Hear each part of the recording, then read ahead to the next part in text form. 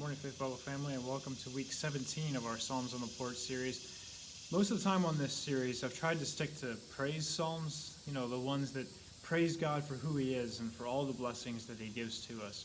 And I've done this because I try to keep these videos to less than 5 minutes, and because, I'm on my back porch in the sun, and going into difficult discussions just seems incongruent with the setting. But the Psalms are more realistic than that.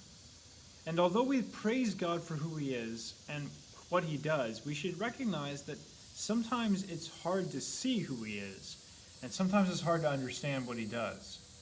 The Psalms routinely addresses this.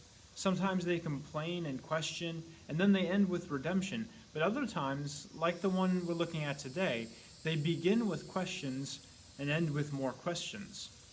We're in Psalm 39 this morning, so let's go ahead and read it together. I'm determined to watch steps and tongue, so they won't land me in trouble. I decided to hold my tongue as long as wicked is in the room. Mum's the word, I said, and kept quiet. But the longer I kept silence, the worse it got. My insides got hotter and hotter, my thoughts boiled over, and I spilled my guts. Tell me what's going on, God. How long do I have to live? Give me the bad news. You've kept me on pretty short rations. My life is a string too short to be saved. Oh, we're all puffs of air. Oh, we're all shadows in a campfire. Oh, we're just spit in the wind. We make our pile and then we leave it. What am I doing in the meantime, Lord? Hoping, that's what I'm doing. Hoping you'll save me from a rebel life. Save me from the contempt of idiots. I'll say no more, I'll shut my mouth, since you, Lord, are behind all of this. But I can't take it much longer. When you put us through the fire to purge us from our sin, our dearest idols go up in smoke. Are we also nothing but smoke?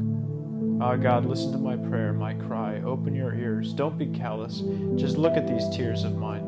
I'm a stranger here. I don't know my way, a migrant like my whole family. Give me a break, cut me some slack before it's too late, and I'm out of here.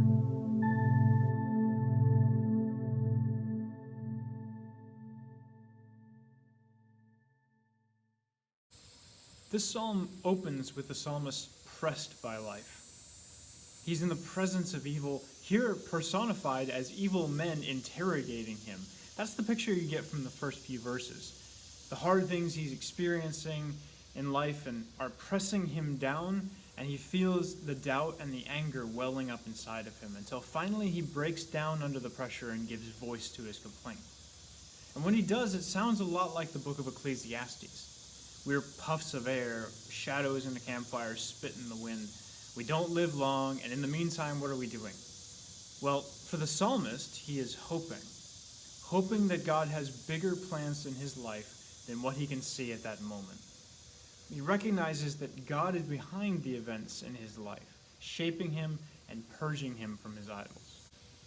But he wonders, and here is one of the hardest questions in the Psalms. He wonders if he is more than his idols. If his idols go up in the smoke, will there be anything left when the refiner's fire goes out?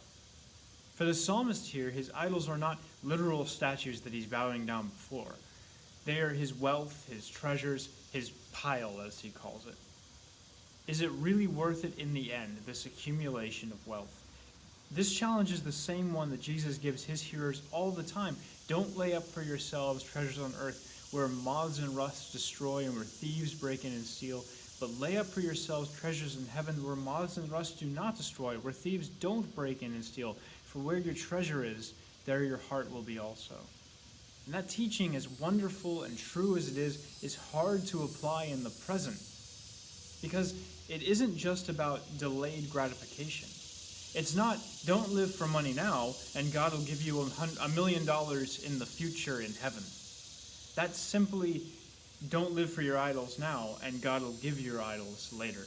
No, it's about recognizing this simple but difficult lesson. God is worth more than your money. God is worth more than your idols. It's the lesson we need to understand right now in this life. And it's the lesson that is clearest when bad things happen. That's what the psalmist understood. When hard times come, bad things happen, your idols become clear. They shine brightest in the fire. Are you going to mourn their loss, or are you going to look for something far more valuable? Your life is short. You're a migrant through this life. What's important to you in the time that you have? God bless you. We'll see you Sunday for the live stream or in person.